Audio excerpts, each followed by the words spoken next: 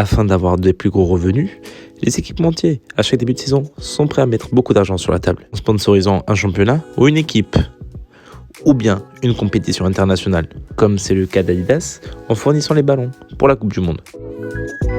Vu la ferveur que certains supporters ont pour une équipe dans un pays ou dans le monde, certaines marques ont compris en signant des contrats de longue durée avec certaines équipes que leurs bénéfices vont accroître.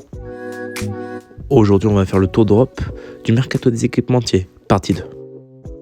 Et on part au sud de l'Espagne, plus précisément Almeria, club qui est monté en première division cette année, qui a changé de sponsor après 2 saisons avec Puma, il passe au pavillon anglais sous Castor.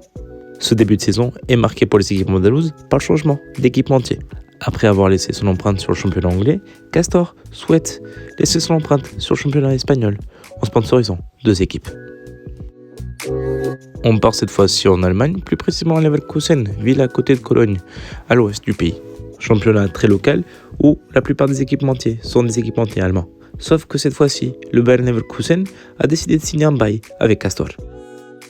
Après de longues années habillé par Adidas puis par Janko, Bayer Leverkusen a décidé de signer un contrat avec l'équipementier anglais Castor pour une durée indéterminée. Cette fois-ci, on part au nord-ouest de l'Europe, plus précisément dans la ville de Birmingham en Angleterre, où Castor a pris la place de l'équipementier italien Kappa pour habiller Aston Villa. Villains joueront cette saison habillés par Castor, marque qui souhaite laisser son empreinte sur le championnat anglais et sur les différents championnats européens. On part cette fois-ci à l'île de Madère, île portugaise où Cristiano Ronaldo est né. Puma a signé un bail d'une durée indéterminée avec le club de Marítimo Funchal, club qui milite en première division portugaise.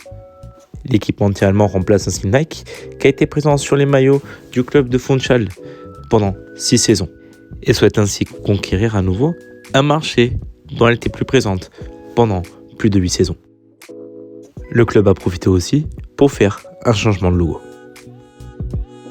Dans cette vidéo, on va dans le centre de l'Europe, plus précisément en Suisse et à Bâle, Barcelone allemand, où Macron, équipementier italien, remplace Adidas sous les couleurs du FC Bâle. L'équipementier italien remplace aussi Adidas après 10 saisons sur le maillot suisse, jusqu'à la saison 2027-2028.